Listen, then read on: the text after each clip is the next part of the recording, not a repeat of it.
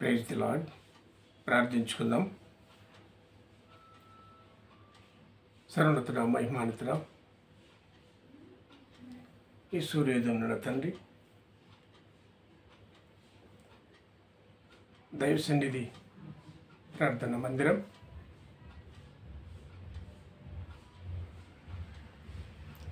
దైవస్తుతి జరుపుకుని చూడగా నీ కృపా విస్తారంగా దిగి వచ్చి దైవ సన్నిధి మందిరం మీద, దైవ సన్నిధి జన సమూహం మీద నీ ఆత్మ విస్తారం కుమరించు. బోధకుడు బోధిస్తుండగా దైవ సన్నిధి జన సమూహం విన్నంతగా, అందరూ చక్కటి స్వరములతో పాడినంతగా, మంచి మర్మలతో విన్నంతగా, మంచి మర్మలతో బోధకుడు బోధిస్తుండగా నీ విస్తారమైన కృపను దయచేయమని నజరేయుడైన యేసుక్రీస్తు నామమున బ్రతిమలాడి వేడుకొంచుంటున్నాం తండ్రి. ఆమేన్.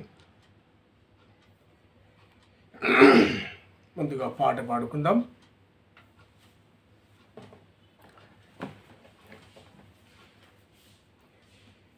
నీతిగల యెహోవా స్తుతిమి ఆత్మతో నర్పించుడి. నీతిగల యెహోవా స్తుతిమి ఆత్మతో నర్పించుడి. మీ ఆత్మతో నర్పించుడి. దాతాయో మన క్రీస్తు నీతిని దాల్చుకొని సేవించుడి. నీతిగల యెహోవా స్తుతిమి ఆత్మతో నర్పించుడి. మీ ఆత్మతో నర్పించుడి. చదల బుడమియు రవియు జలదియు నదులు గిరులును చక్కగా సదమలంబగు దైవానామము సార్వాద నుతి చేయను. నీతిగల యెహోవా స్తుతిమి ఆత్మతో నర్పించుడి. మీ ఆత్మతో నర్పించుడి. సర్వశక్తుని కార్యములకి సర్వరాష్ట్రములన్నీయు గర్వములు విడి తలలు వంచు నూర్వీలు నుతి చేయను. నీతిగల యెహోవా స్తుతిమి ఆత్మతో నర్పించుడి. మీ ఆత్మతో నర్పించుడి. గీత తాండవ వాద్యములచి ప్రీతి పరిచెడు శివాతు పాతకంబులు పరిహారించెడు దాతాని సేవించుడి.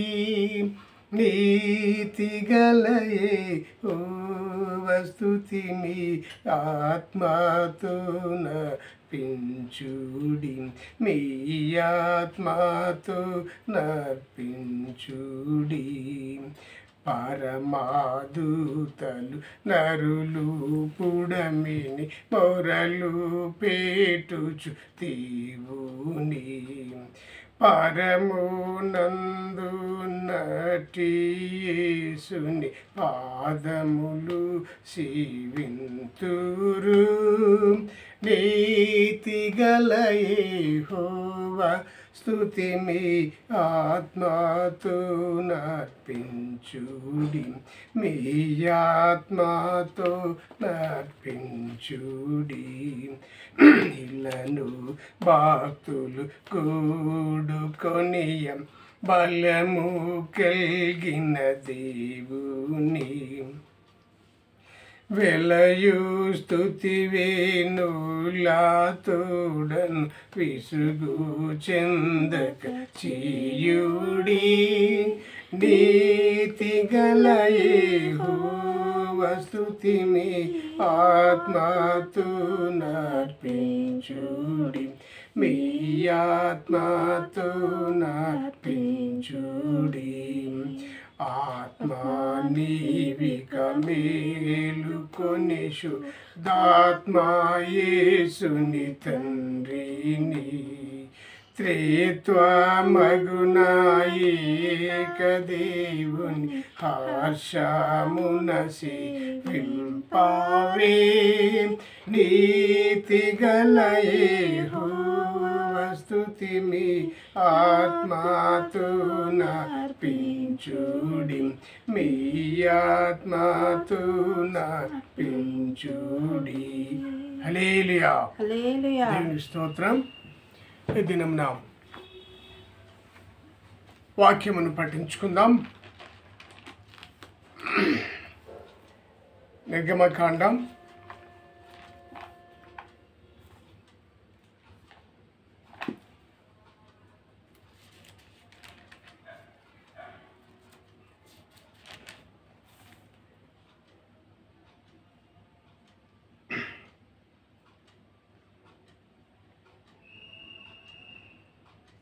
9వ అధ్యాయం 1 నుండి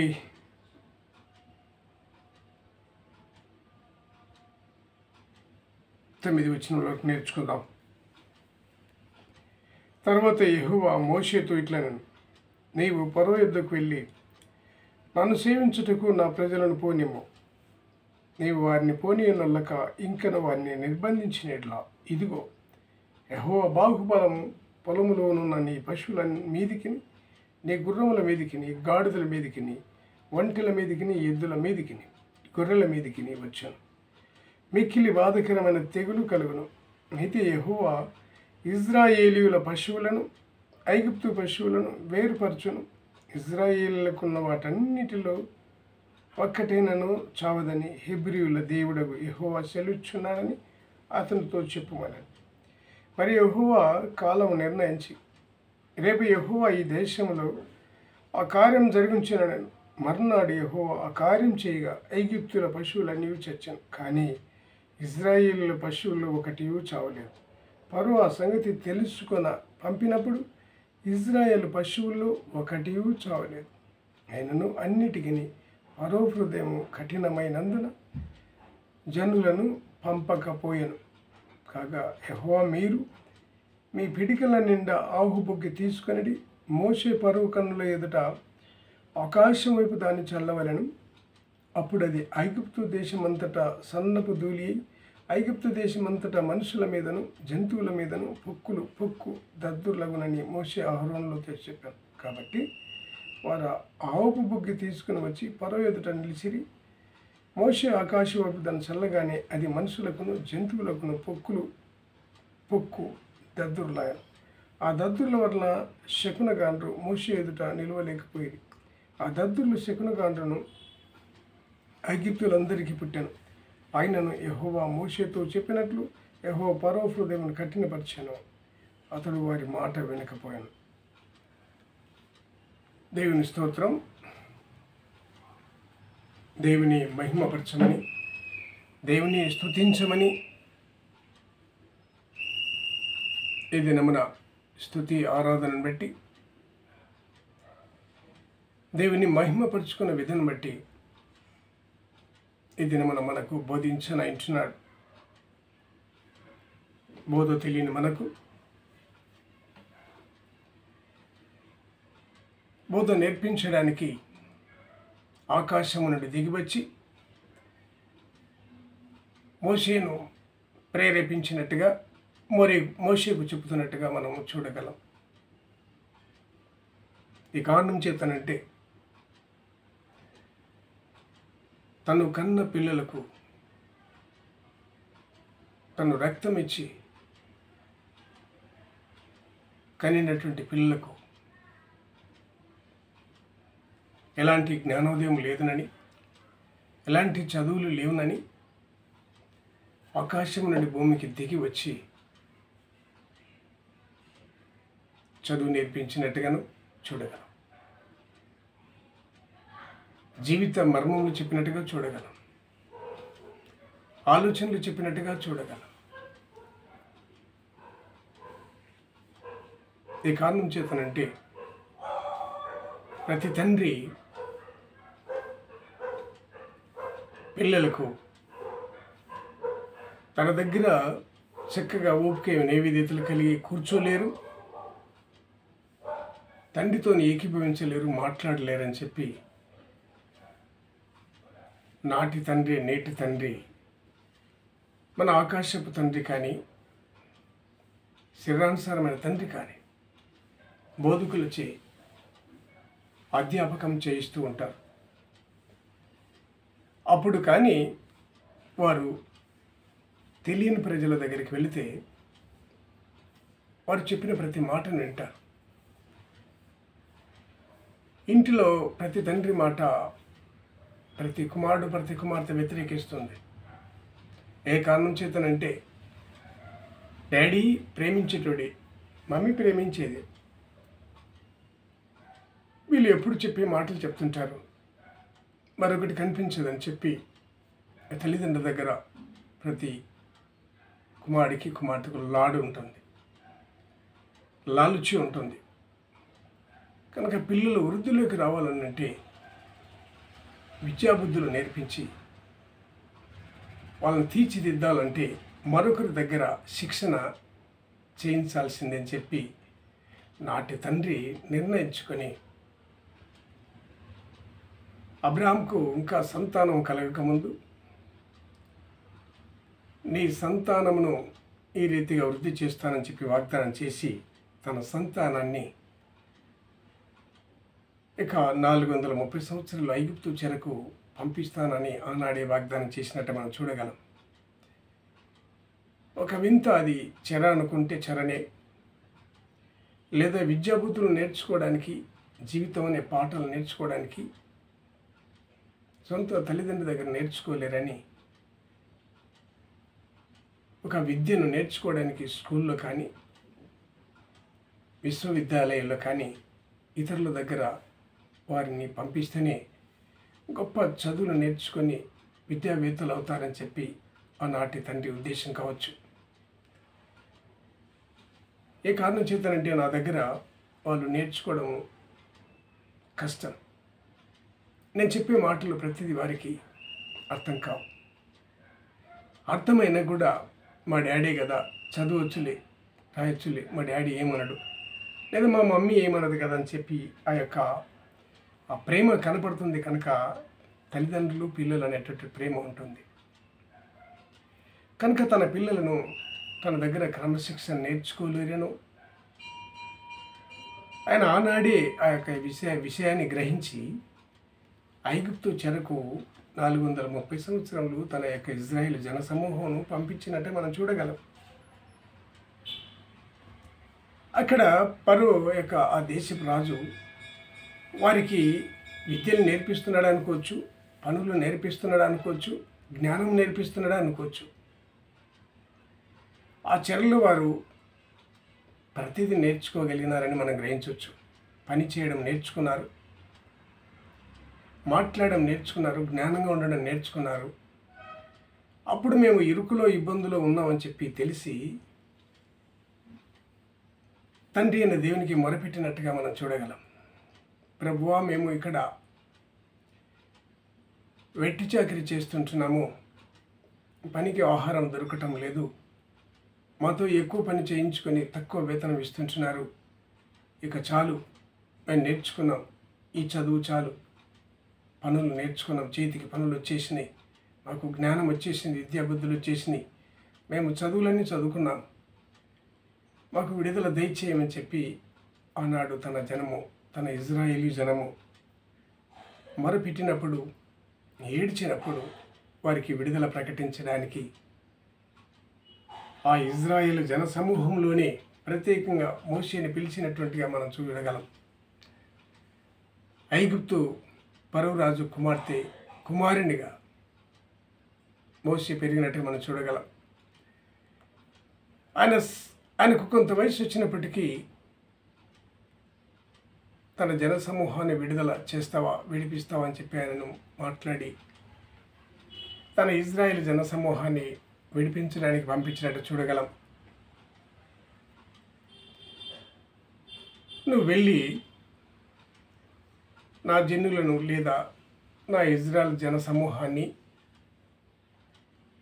నా తండ్రి నా దేవుని సమూహాన్ని నువ్వు ఈ దినమున పంపించకపోతే నీ దేశంలో నీకున్నటువంటి సమస్తమును ఈ దినమున నా తండ్రి అయిన దేవుడు చాలిన దేవుడుగా ఉన్నాడు. నీకు కలిగినటువంటి ప్రతిదిని, నీ పశువులు, నీ ఒంటెలు, నీ గుర్రములు, వీటన్నిటికీ తెగులుతో నశిస్తాయి, చనిపోతాయి. నా ప్రజలకు లేదా నా దేవుని ప్రజలకు నువ్వు విడుదల ప్రకటించకపోతే, నువ్వు పంపించకపోతే ఈ దినమున నీ దేశం మీదకి శాపం రాబోతున్నది.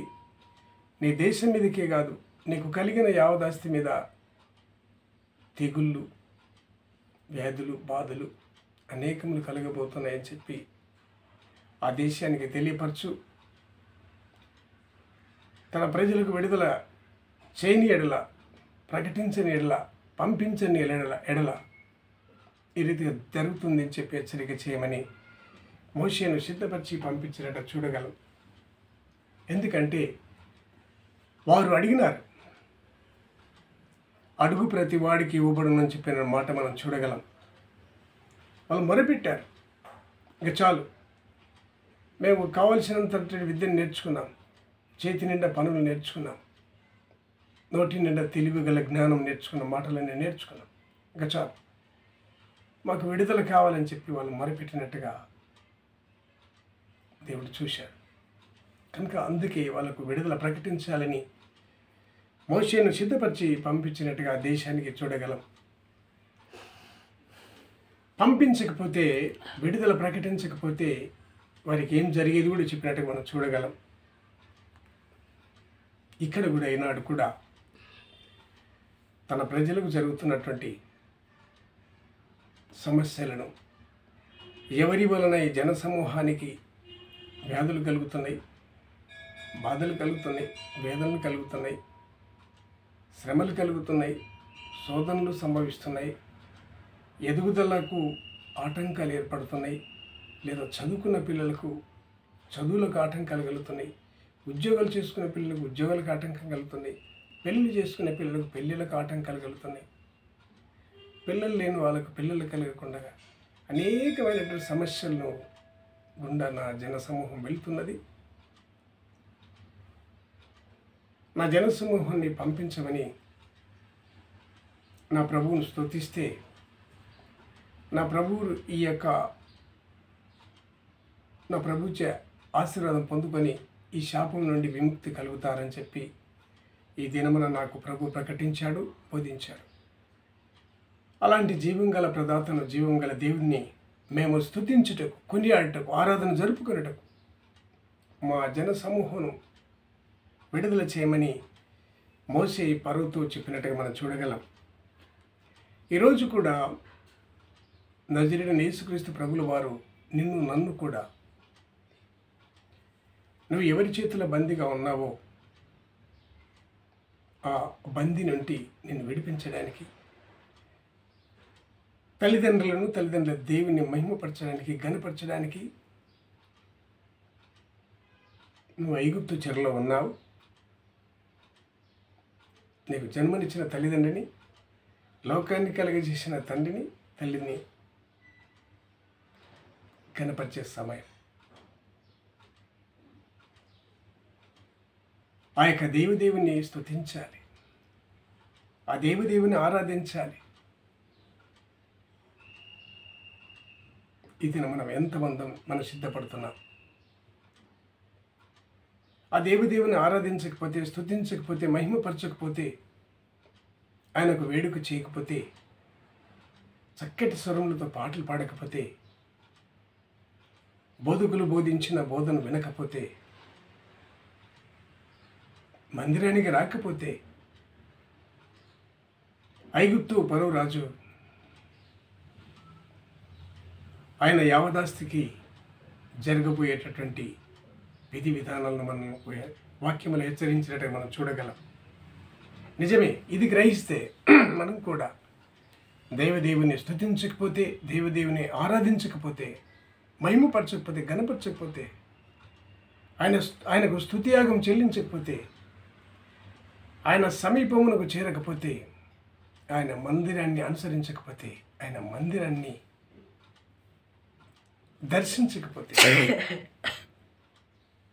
మనకు కూడా ఈ వేదనలు కలుగుతాయేమో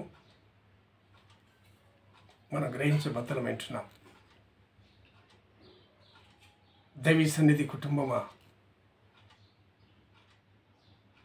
మనం గ్రహించబద్దలం వింటున్నాం. ఏమో వింటున్నాం?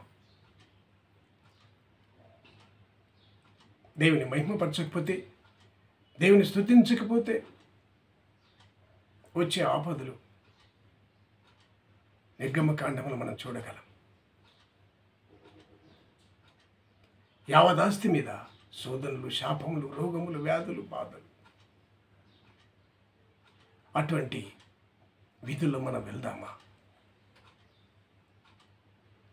ఈ విధానానికి స్వస్తి చెప్పి, అలా కాదు, నా తండ్రి పిలిచినట్టుగానే ఆయన మందిరానికి వెళ్ళాలి, ఆయన ఆశీర్వాదం పొందుకోవాలి, ఆయన కృపను పొందుకోవాలి, ఆయన దీవెనలు పొందుకోవాలి. నా నిజ దేవుడైనట్టు నజరేయుడైన యేసుక్రీస్తు ప్రభువుల వారిని మహిమపరచాలి, నా ప్రభువుకు స్తుతియాగం చెల్లించాలని మందిరానికి వెళ్ళనై ఉంటున్నామా? దేవుని ఆలోచనలు వినగలిగినటువంటి వారముగా ఉంటున్నామా? దేవుని స్తుతించే వారముగా ఉంటున్నామా?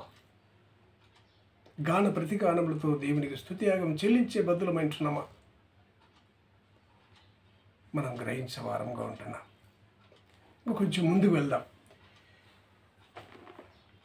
కీర్తనలు 81 మనం చదువుకున్నట్లయితే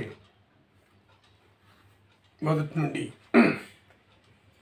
మనకు బలమైన దేవునికి ఆనందగానం చేయడి, యాకోబు దేవుని బట్టి ఉత్సాహదని చేయడి, కీర్తన ఎత్తుడి, గిలగతప్పట పట్టుకునడి, స్వరమండలమును మనోహరమైన సితారను వాయించుడి, అమావాస్య నాడు కొమ్ము ఊదుడి, మనం పండుగ ఆచరించు దినముగు పున్నమ నాడు కొమ్ము ఊదుడి.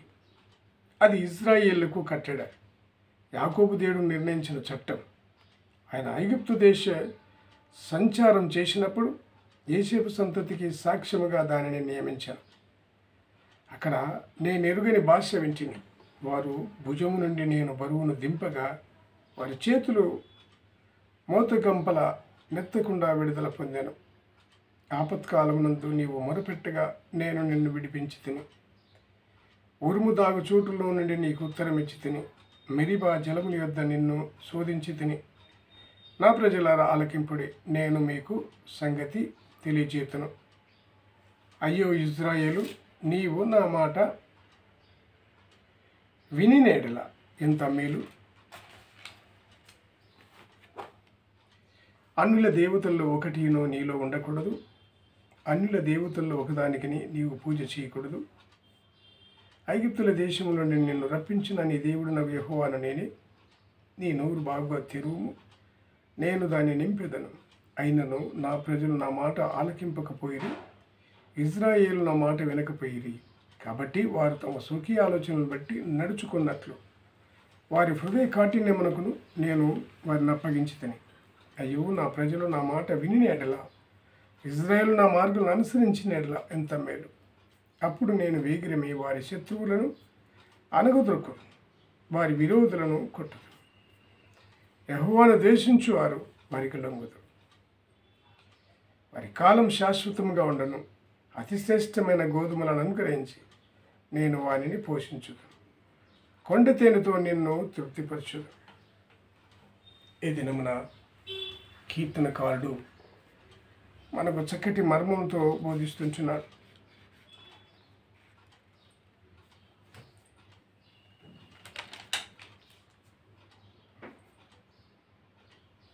మనకు బలమైన దేవునికి ఆనందగానం చేయమంటున్నాడు. ఏమంటున్నాం? ఏ రీతిగా మనం గాన ప్రతిగానములు చేయబద్ధులమైంటున్నామా? చేసే వారముగా ఉంటున్నామా? నజరేయుడైన క్రీస్తు ప్రభుల వారిని మహిమపరిచే వారముగా ఉంటున్నామా? ఏ రీతి నిన్ను స్తుతించుదును అనేటువంటి గాన ప్రతిగానములతో నువ్వు స్తుతిస్తున్నావా? నువ్వు ఆరాధిస్తున్నావా? మనం గ్రహించబద్ధలమైంటున్నాం. యాకోబు దేవుని బట్టి ఉత్సాహధ్వని చేయుడి. ఆ దేవుని బట్టి మనము ఇలాంటి ధ్వని ప్రతిధ్వని చేస్తే ఎలా ఉంటుంది? ఒక వ్యక్తి ఏదో మాట చెప్పిన, పాట పాడిన, నేను నీలాగా మాట్లాడతాను, నేను నీలాగా పాడతానని చెప్పి ప్రతి వ్యక్తి దానికి రెస్పాండ్ అవుతాడు. ఇక్కడ కూడా నీ దేవుడు కూడా తనను మహిమపరచమని ఈ దినమని నేను పిలుస్తుంటున్నాడు. స్తుతియాగం చెల్లించండి అంటున్నాడు. ఇవన్నీ చేసి తన దగ్గర ఉన్నటువంటి ఆశీర్వాదాలు ఎత్తుకెళ్ళండి అని చెప్పి అంటున్నాడు. ఈ దినమున మనం ఇవి చేయగలుగుతున్నామా? ప్రభువుకు స్తుతియాగం చెల్లించగలిగినటువంటి వారంగా ఉంటున్నామా? ఏమైంది నీ స్వరం? నీ తలంపులు ఏమైనా? ఆలోచనలు తనకు చెల్లించవా? తన దగ్గర పాడవా? నీకున్నటువంటి ప్రతి మాటను, ప్రతి వేదనను, ప్రతి బాధను, ఐగుప్తు చెరలో ఉన్నటువంటి రోజుల్లో ఆ బాధను గుర్తు చేసుకున్నప్పుడు, అక్కడ నీకు విడుదల కలిగినప్పుడు, నీకు సంతోషం కలిగినప్పుడు ఎలాంటి మాటలు నీ స్నేహితుల దగ్గర మాట్లాడతావు? అయ్యో, నాకు ఈ దినమున విడుదల కలిగింది, నాకు మేలు కలిగింది, ఈ దినమున దేవుడు నాకు సహాయం చేశాడు, నాకున్న ఇబ్బందులన్నీ తొలగిపోయినాయి, నాకున్న వ్యాధులన్నీ పోయినాయి, నేను, నా భార్య, నా పిల్లలు, నా కుటుంబం, నా బంధువర్గం, నా స్నేహితులు, నా వాళ్ళందరూ క్షేమంగా ఉన్నారు, నా ప్రభువు నాకు సహాయం చేశాడని చెప్పి బద్ధులమైంటున్నాం. ఏ రీతిగానంటే నీకు మేలు జరిగినప్పుడు ఖచ్చితంగా నువ్వు చెప్పుకుంటావు. స్నేహితులు కావచ్చు, బంధువులు కావచ్చు, ఎవరికైనా చెప్పుకుంటావు. ఆ మేలును తండ్రి అయిన దేవునికి నేనే కదా ఆనాడు మీకు విడుదల కలిగించింది. ఆనాడు కాదు, ఈనాడు కూడా ప్రతి మానవునికి తన జన సమూహం తను కలుగజేసిన లోకానికి విడుదల ప్రకటించడానికి హెచ్చరిక చేస్తుంటున్నాడు. ఈ దినమున అందరికీ నా దగ్గర విడుదల ఉన్నది, మేలులు ఉన్నాయి, స్వస్థతలు ఉన్నాయి,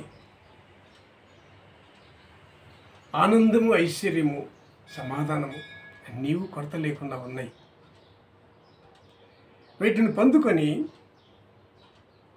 నీ స్నేహితుడితో నీ సాక్ష్యం ఎలా నేను బాగున్నాను, ఈ దినమున దేవుడు నాకు సహాయం చేశాడు, నా కుమారుడు పుట్టినప్పటి నుంచి నాకు మేలు జరిగినాయి, నా కూతురు పుట్టినప్పటి నుంచి నాకు మేలు జరిగింది, నా భార్య నేను పెళ్లి చేసుకున్నప్పటి నుంచి కూడా నాకు బాగుందని చెప్పి ప్రతి ఒక్కరూ ఈ లోకంలో మాట్లాడుకుంటాం. నిజమే. అదే నిజమైతే నీ భార్యని బట్టి నీ దేవుడు నీ ఇంట్లో ప్రవేశించుండవచ్చు, నీ కొడుకుని బట్టి నీ ఇంట్లో నీ దేవుడు ప్రవేశించుండవచ్చు, నీ కూతురుని బట్టి నీ ఇంట్లో నీ దేవుడు ప్రవేశించుండవచ్చు. నువ్వు శోధనల గుండా వెళ్తుంటే నీ శోధనలకు విడుదల ప్రకటించుండవచ్చు, నువ్వు పేదరికంలో మగ్గుతుంటే నీ పేదరికానికి విడుదల ప్రకటించుండవచ్చు, వ్యాధుల గుండా వెళ్తున్నప్పుడు వ్యాధులకు విడుదల ప్రకటించుండవచ్చు, ప్రతి విధమైన మేళ్ళు నీ ఇంట్లో జరిగించుండవచ్చు. వాటికి నీ బంధువులతో నీ స్నేహితులతో ఎలా ముచ్చటించుకుంటావు? ఆఖరకు నీకు ఎవరైనా శత్రువులు ఉంటే కూడా ఈ దినమున వాళ్ళు నీకు తారసపడినప్పుడు, నీకు ఎదురుపడినప్పుడు వారితో కూడా, అయ్యా, ఈ దినమున నా ఇంట్లో మేలు జరుగుతుంది, మేలైంది, నా ఇంట్లో అన్ని మేలులు జరిగినాయి. నా భార్యను బట్టి, నా కొడుకుని బట్టి, నా కూతురుని బట్టి, నా కుటుంబాన్ని బట్టి నా ఇంట్లో మేలులు జరిగాయి అని చెప్పి శత్రువుకైనా చెప్పుకుంటాం. ఆలోచన పంచుకోకుండా ఉండం. శత్రువు కూడా పంచుకుంటాం. బంధువులకు, స్నేహితులకు చెప్పసక్యం కాదు. ఎలా చెప్పుకుంటాం మనకు కలిగినటువంటి ప్రతి దాన్ని బట్టి, ఆ విడుదలను బట్టి, ఇక్కడ సంచరించేటటువంటి భౌతికమైనటువంటి నీ స్నేహితులకు, భౌతికమైన నీ యొక్క బంధువులకు, భౌతికమైన నీ శత్రువులకు నీకు కలిగిన మేలును బట్టి ఎలా చెప్పుకొని సమాధానపడి తృప్తి పడతావో, మరి ఈ దేవదేవునికి, లోకాన్ని కలగజేసిన దేవునికి, మానవ వ్యవస్థను కలగజేసిన దేవునికి, మానవుడు ఆనందపడడానికి, ఐశ్వర్యంతో ఉండడానికి, ఆరోగ్యంతో ఉండడానికి, ఇన్ని విడుదల కలగజేసిన దేవునికి నువ్వు ఎలాంటి స్తుతియాగం చెల్లించాలి? మనం గ్రహించబద్ధులమైంటున్నాం. దైవ సన్నిధి జనమా, ఇవన్నీ మనం గ్రహించబద్ధులమైంటున్నాం. కీర్తన ఎత్తుడి, గిలక తప్పట పట్టుకొనిడి, కీర్తన స్వరమెత్తమంటున్నాడు. ఇది వరకు నీ స్నేహితునితో ఒట్టి మాటలు మాట్లాడుతీవి, నీ బంధువుతో మాట్లాడుతీవి, నీ శత్రువులతో మాట్లాడుతీవి. ఇప్పుడు దేవునితో మాట్లాడడం అంటే దేవుని బట్టి పాడడం, దేవుని బట్టి మాట వినడం, బోధకులు చెప్పే మాట వినడం, దేవుని బట్టి ప్రార్థన చేయడం, నీకు జరిగిన మేలును బట్టి ప్రతి విధానాన్ని ఈ దినం నా స్తుతియాగం చెల్లించబద్ధులమైంటున్నా. దేవునికి నీవు వర్షిప్ చేయాలి. దేవుడు నీకు విడుదల ఇచ్చాడు కనుక వాటిని బట్టి నువ్వు అతిశయించాలి, స్తుతియాగం చేయాలి. నీ దగ్గర ఉన్నది ఏదో అర్పించాలి, బలియాగం చేయాలి. నీకు కలిగిన మేలును బట్టి నీ నోటి మాటనే, నీ ఒప్పుకోలే, నీ ప్రార్థనే, నీ పాటనే, నీ మాటనే ఒక బలి. అది నీవు ఆ స్తుతియాగం చెల్లించమంటున్నాడు. ప్రభువుని మహిమపరచుకోమంటున్నాడు. నీ తండ్రిని దేవునితో మాట్లాడమంటున్నాడు. ఇదే మనం మాట్లాడడానికి ఇష్టపడుతున్నామా? మందిరాన్ని దర్శించే వారముగా ఉంటున్నామా? మందిరములో ఆయన పాటలు పాడేవాళ్ళముగా ఉంటున్నామా? ఆయన వాక్యం వినేవారిగా ఉంటున్నామా? లేదా ప్రార్థన చేసి ఆయనతో మాట్లాడిన వారముగా ఉంటున్నామా? మనం ఇదేమన్నా గ్రహించే వారముగా ఉంటున్నాం. అమావాస్య నాడు కొమ్ము ఊదమంటున్నాడు, పున్నమి నాడు కూడా కొమ్ము ఊదమంటున్నాడు. ఇది ఇశ్రాయేలుకు ఒక కట్టడిగా ఉన్నది. మనకు కూడా కట్టడలేదా? అమావాస్య రోజులు మనకు కూడా జరుగుతున్నాయి కదా. అయ్యో ఈ దినం అమావాస్య, అయ్యో ఈ దినం పున్నం అని చెప్పి మనకు కూడా జరుగుతున్నాయి కదా. అన్ని జనాంగానికేనా ఇవి? మనకు కాదా? ఇక్కడ దేవుడు వెల్లడి పరుస్తున్నాడే. ఈ మర్మం అన్ని జనానికి తెలిసిపోయినప్పుడు దేవుని కుమారుడమైన నీవు, దేవుని కుమార్తెమైన నీకు తెలియకపోవడము ఎవరి పాటు? ఎందుకు నువ్వు తెలుసుకొనలేకపోతుంటున్నావు? తెలుసుకుని దేవునికి, నీ తండ్రి అయిన దేవునికి ఎందుకు నువ్వు స్తుతియాగం చెల్లించలేకపోతుంటున్నావు? ఈ దినమున గ్రహించబద్ధులమైంటున్నావు. యాకోబు దేవుడు నిర్ణయించిన చట్టం,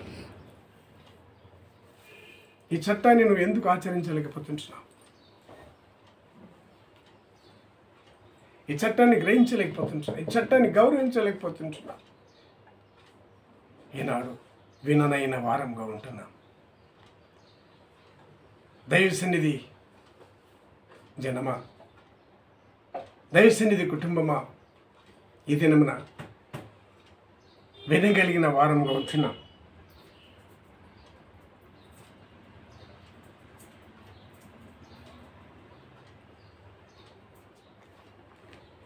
మరొక మాట మాట్లాడుకుందాం.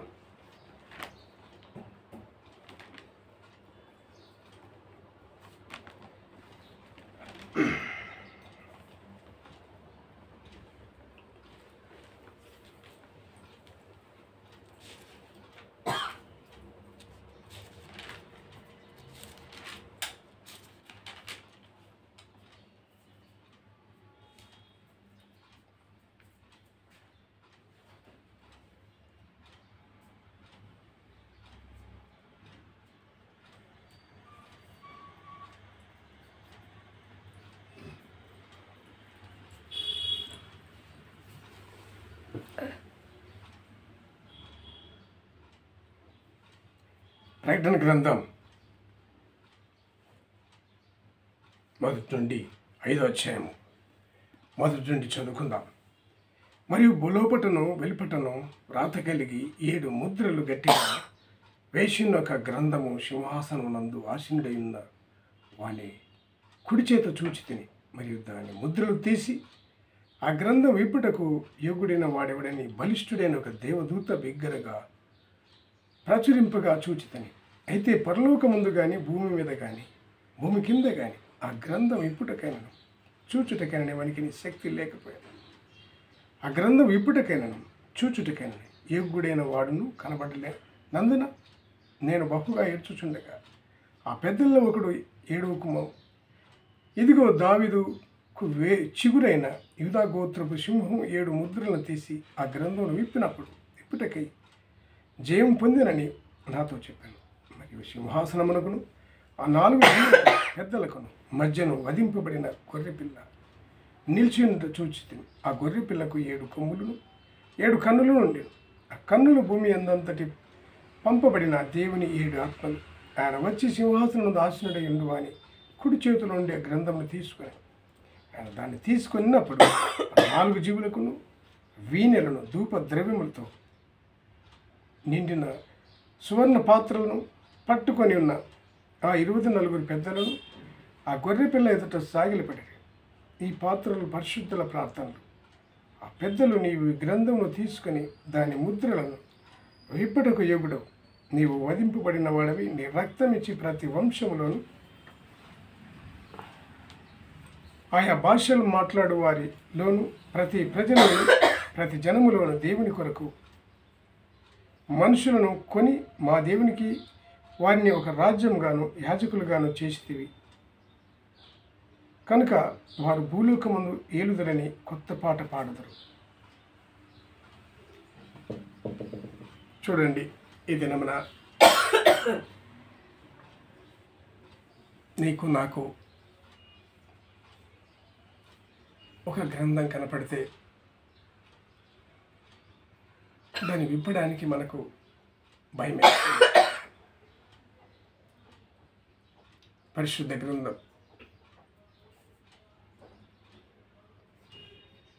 ఆ గ్రంథాన్ని విప్పి చదవడానికి, దాని అర్థం తెలుసుకోవడానికి, అందులో ఉన్న మర్మాలు గ్రహించడానికి ఇతను మనం చాలిన వారంగా ఉంటున్నామా?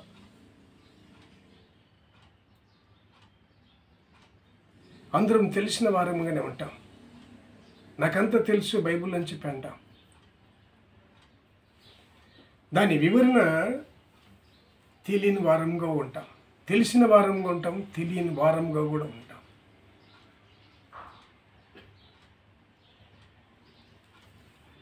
అప్పుడు మనం ఏమైంటున్నాం? ఎవరిని అడగాలి? ఎవరికి వివరణ చేయాలి? మనమైతే మన ఇంట్లో ఏదైనా సమస్య వచ్చినప్పుడు, ఇంటిలో అన్ని సమస్యలే, ప్రతి కుటుంబంలో ప్రతి సమస్యలు, ఎలా వెళ్ళాలి, ఎవరితో ఆలోచించాలి, ఎవరి మాట వింటే నాకు నా కుటుంబానికి మేలు కలుగుతుందని చెప్పి ఇదేనా మన ప్రతి వ్యక్తి తన స్నేహితుని మీద తన బంధువుల మీద అవసరం అనుకుంటే శత్రువుతో కూడా మాట్లాడి, అయ్యా ఇదేనా నాకు ఇబ్బందులు ఉన్నాయి, కష్టాలు ఉన్నాయి, ఎలా వెళ్ళాలి, నేను ఏం చేయాలని చెప్పి మనం తగ్గి వెళ్తుంటున్నాం.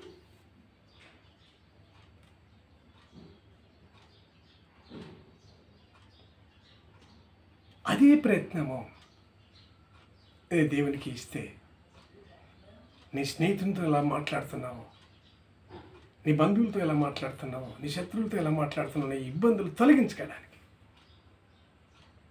ఆ జీవ గ్రంథ మర్మం నీకు తెలియాలంటే నీ దేవుని నువ్వు ఆశ్రయించాలి.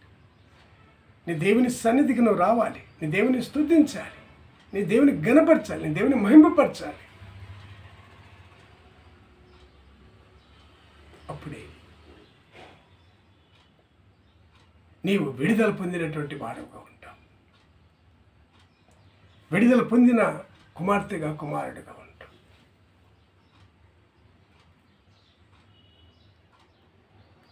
నీ ఎదుట జీవగ్రంథం పెట్టి ఉన్నాను.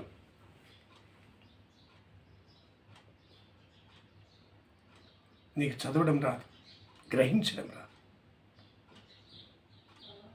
గ్రహించుకొని నడుచుకోవడం రాదు. కనుక దేవుడి దినమున తనకు స్తుతియాగం చెల్లించడానికి, తనతో మాట్లాడడానికి, తనను ఆరాధించడానికి ఈ దినమున నిన్ను నన్ను తన సమీపమునకు రమ్మని చెప్పి వచ్చి వర్షిప్ చేయమంటున్నాడు, ఆరాధన చేయమంటున్నాడు, స్తుతియాగం చెల్లించమంటున్నాడు.